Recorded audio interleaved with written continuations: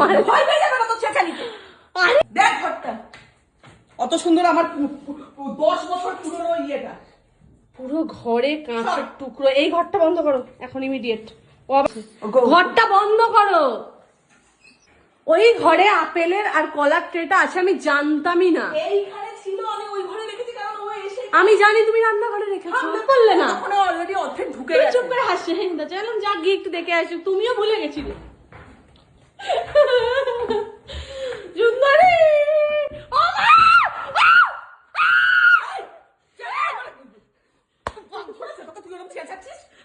বাদলে কামড়ে দেয়। ও কি করে তুমি জানো না? ও সফর মতো চেঁচায়, মার ভয় পেয়ে যাবে না তো চেঁচানিতে।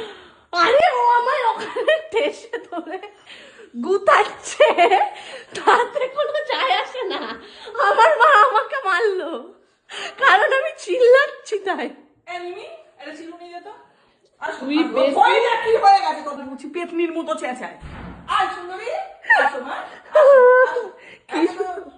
পেটের মধ্যে বেবিটা নড়ছে।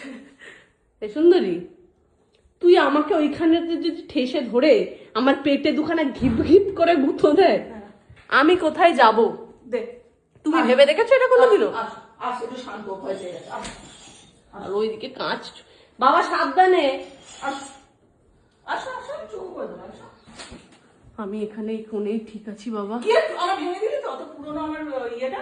ও ভাঙলো তাতে দোষ নেই। ও বোঝে। এক গামলা ভুসি মনে 50টা কলা তরমুজ খেলো।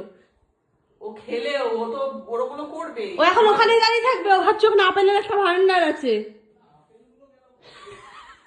ওখানে 6টা আপেল নিজেদের খাওয়ার জন্য আলাদা কেনা ছিল, খেয়ে নিয়েছে ও। খেয়েছে সেটা বড় কথা না। সুন্দরী